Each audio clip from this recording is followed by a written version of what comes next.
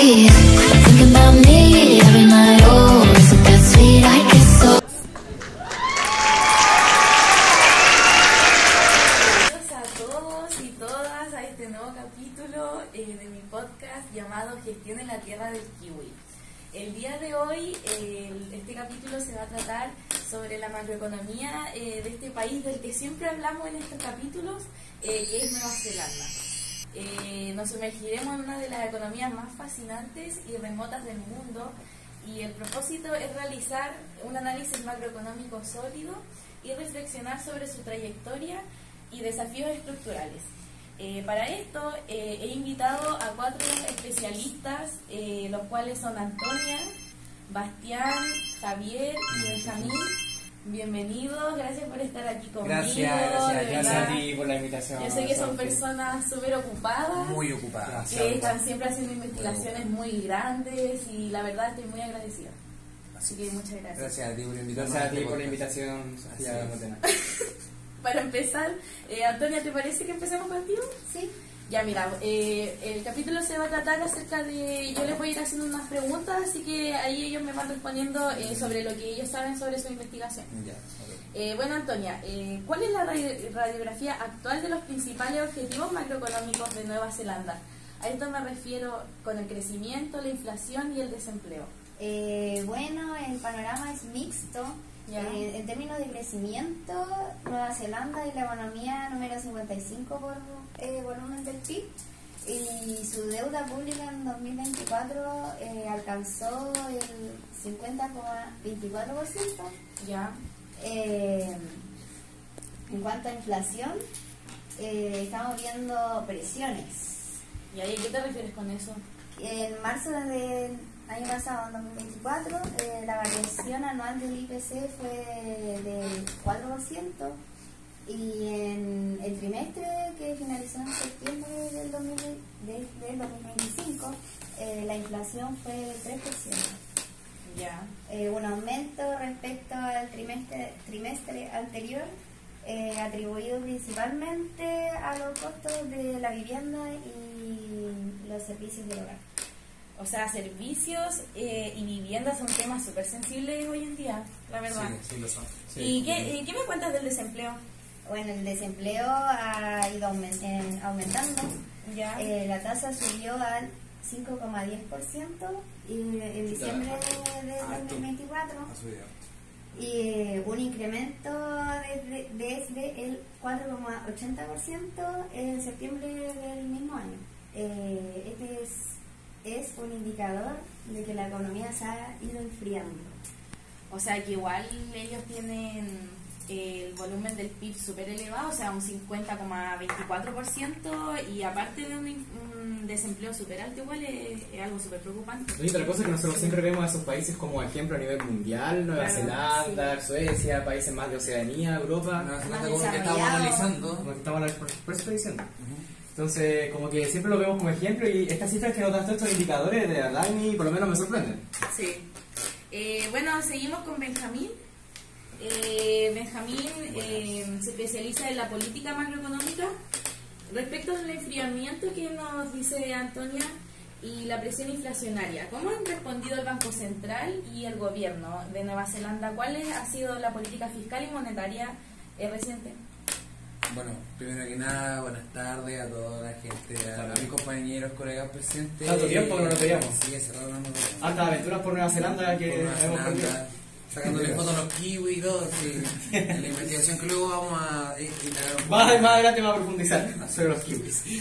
Bueno, respondiendo a la pregunta y diciendo gracias por invitarme a este muy buen podcast. Bueno, la respuesta así fue coordinada tanto por el Banco Central como por el gobierno, pero siempre fue con direcciones opuestas. O sea, es decir que estos dos tienen fines al final distintos, ¿cierto? En el sentido de que la política fiscal ha sido restrictiva. ¿Y qué quiere decir? Se preguntará a la gente en la casa sobre una política fiscal restrictiva. Bueno, es cuando una política fiscal se centra en reducir el gasto público y aplica un paquete de alivio fiscal. Esto, por otro lado, es una política monetaria que la da el banco, la reserva del Banco de Nueva Zelanda, y la política siempre ha sido expansiva. Ya. Interesante lo que nos comentas. ¿Y expansiva te refieres que eso significa que bajaron las tasas? Sí, exactamente. Que bajan las tasas. ¿En qué sentido? Porque se supone que después de que ocurre un ciclo y se completa un ciclo, llega a un ajuste agresivo, que se le dice, que es un ajuste que lo lleva la tasa oficial de efectivo. Y bueno, este ajuste llegó a un máximo de un 5,50% a mediados de 2024. Y entonces, lo que hizo el banco, la reserva del Banco de Nueva Zelanda, lo que hizo fue empezó a reducirlo, bajando la tasa. Exacto, recortar.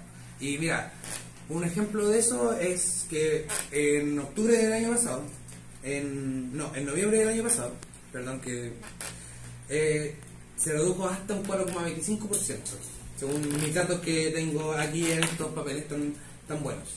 Y se proyecta a como ya aproximadamente en estos meses en los que estamos ahora, que en octubre o ahora en septiembre debería de bajar hasta un 2,5%. Y obviamente la finalidad de esta baja de tasa, ¿cierto? Al final es para un crecimiento económico del país, ¿cierto? Claro. Porque al final tenemos que entender de que la gente hay que incentivarla para que compre, para que gaste y para que invierta en cosas. Porque así crece económicamente un país. Me imagino que todos sabemos eso, ¿cierto? Sí. Exacto. Bueno, entonces, si nos bajamos y nos basamos en la expectativa, ¿significa que bajaron las tasas? Sí, y de hecho se espera que llegue a un punto medio aproximado de un 2%, a un plazo mediano. Muchas gracias, Benjamín, por responder las preguntas. De nada, gracias. Bueno, ahora pasamos con un investigador del sector externo, Javier. Pasemos a la conexión con el mundo. ¿Cuáles son las fortalezas y vulnerabilidades del sector externo de Nueva Zelanda? Sí, por supuesto. Bueno, primeramente, para adentrarnos en este tema hay que mencionar que dentro de este país las fortalezas también forman parte de su vulnerabilidad. ¿Qué quiere decir esto? Que tiene mucha dependencia de sus productos primarios. Sí. Bueno, este país se caracteriza porque son potencias en el ámbito de los lácteos, carnes, maderas, todo lo que es fruta, y bueno, lo que los hace sensibles a los precios también internacionales y lo que es climático. Bueno, sus principales socios de exportación son potencias a nivel mundial, como lo puede ser China, Australia, exacto, Japón, Estados Unidos, Suecia, Estados Unidos. Esas son sus relaciones internacionales. Y según tus investigaciones, ¿qué me dices del dólar neozelandés? Bueno, es interesante, el dólar neozelandés tiene un tipo de cambio más bien flotante. ¿Y a qué te refieres con eso? Bueno, esto se refiere a que más o menos que aprecia la alta demanda por sus exportaciones, pero esto también genera una volatilidad ante shock externo, que es un tema que no hay que pasar por alto, y también, bueno, afectando la competitividad del país. Históricamente, bueno, este país ha tenido términos de intercambio favorables para sí mismo, pero la diversificación productiva sigue siendo un objetivo pendiente para él. Sí, y haciendo hincapié, antes de que sigamos, es muy importante lo que dice Javier, porque sí, falta mucha diversificación productiva, ya que, como bien decía, Nueva Zelanda, este país, es un productor de productos primarios, como la carne, la madera, la fruta, pero también hay otras cosas que se pueden aprovechar, como por ejemplo la pesca, o tal vez la refinería de los mismos alimentos, del mismo, por ejemplo, madera, o los mismos alimentos, refinarlos y trabajarlos. Más solamente eso, hay que expandirse más para apuntar a un mercado internacional, idealmente. ¿Tienen algo más que agregar? Sí, bueno, en cuanto al crecimiento económico, es importante lo que menciona también, porque bueno, eso tiene que ver también con que según las previsiones del Fondo Monetario Internacional, el crecimiento real para 2025 se espera en torno al 1,4%, lo que da evidencia que va en alza, digamos. Muchas gracias por los datos muy Buenos interesantes que datos. nos diste. Sí, muy buenos Ya. datos. Ni idea esa última mención que había Sí, mencionado no, el compañero. Sólido. Bueno, ahora pasamos con Bastián, el cual quiero decir que es un investigador internacional, mundial, súper conocido, ganador de premios muy importantes del mundo, el cual está especializado en el crecimiento de largo plazo, también llamado modelo de Solow, y además investiga sobre los kiwis. ¿Qué me puedes decir sobre eso, Bastián? Bueno, primero que todo, muchas gracias por la increíble presentación Un que acabas de hacer. aplauso. Un gusto como siempre estar compartiendo una mesa de conversación con ustedes. Aparte lo extrañaba demasiado, hace tiempo que no nos veíamos. Hace rato no nos Me vemos. pegué un pique increíble de tener Desde la última vez que investigamos kiwi. Sí. A propósito de los kiwi, quiero mencionar que no es solo un animal como todos piensan, que Ya. además está en peligro de extinción. También es un activo nacional biológico de Nueva Zelanda, cuyo valor y sus características ofrecen potentes analogías con principios económicos que son fundamentales para el desarrollo del país. Bueno, volviendo al tema del modelo Slow, el modelo nos obliga a mirar 3 pilares que son fundamentales. Pero discúlpame, no te hice la pregunta. Aquí entra la teoría como de lo que quiero llegar. ¿Sí? Viendo su trayectoria, ¿cómo aplicamos el modelo de Solow y cuáles son los desafíos estructurales a largo plazo? Con lo que tú has investigado, Sí. obviamente. Como estaba mencionando, este modelo nos obliga a mirar 3 pilares que son fundamentales. Ya. El primero es capital, población y la productividad. Nueva Zelanda invierte mucho y demasiado bien en capital humano, o sea, es cosa de ver la cantidad de derechos sociales que existen en ese país. Allá hay salud gratuita, educación gratuita, quizás a costo de impuestos muy elevados, pero ellos invierten demasiado en lo que es capital humano y se preocupan demasiado por su ciudadanía. Y el país depende mucho también de la inmigración, porque todos vemos a Nueva Zelanda, como mencioné anteriormente, vemos como este ejemplo a nivel mundial, que hartos derechos sociales, un Estado bien presente. La gente lo ve bien y el país ha salido muy bien adelante gracias a que invierte mucho en el capital humano en general. Y bueno, como decía, depende tanto de la inmigración para sostener sectores claves como lo son la salud y la construcción. Bueno, y también la inmigración ha traído varios problemas, lo que es aumento de la delincuencia, igual, como a nuestro propio país. Claro. Exactamente. Bueno, en capital físico también hay rezagos en la infraestructura que es crítica, como la vivienda y el transporte urbano. Pero a pesar de esto, el gran desafío es la productividad total de los factores, los famosos PTF, que ha ido creciendo muy lentamente en los últimos años. Los indicadores nos muestran para futuras ocasiones que el panorama no es tan alentador. Más que nada porque el mercado interno y la distancia geográfica limitan la economía de escala del país. Bueno, el desafío que tenemos frente a esto, más que nada, es fomentar la innovación y la digitalización. Y cuando hablo de digitalización también hablo de modernización del Estado, porque lamentablemente muchos países que tienen capacidades como Nueva Zelanda se han ido quedando atrás por este mismo problema, que no van modernizando su Estado. Y actualmente, con el Estado tan presente que tiene Nueva Zelanda, es imposible no hablar de modernización del Estado en este país, por lo menos. Así es. Muchas gracias, Bastián, por estos increíbles datos que me has dado. Yo sé que es una investigación de años que has hecho, Sí. así que lo agradezco mucho. Aparte de los kiwis. También, obviamente. Los kiwis. Es claro que aunque hicieron una transición exitosa de economía cerrada a abierta, enfrentan desafíos de segunda generación. Bueno, para ir cerrando, chiquillos, le quiero ir haciendo preguntas. ¿Cuál es el desafío macroeconómico más urgente de Nueva Zelanda hoy en día para ustedes? Opinión propia. Bueno, yo diría que la crisis de vivienda, Ya. porque los altos precios y la escasez de la oferta generan presión sobre los jóvenes y los migrantes, afectando la equidad y el costo de vida en Nueva Zelanda. Interesante tu respuesta, Sí, bueno, es Antonia. verdad. Es verdad.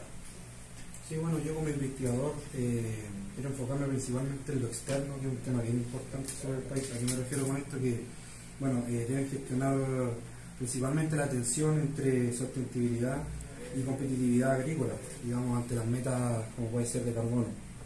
Y, bueno, mencionar también que si no diversifican, es por esto que también los datos muestran una dinámica más bien ralentizada sobre la economía del país.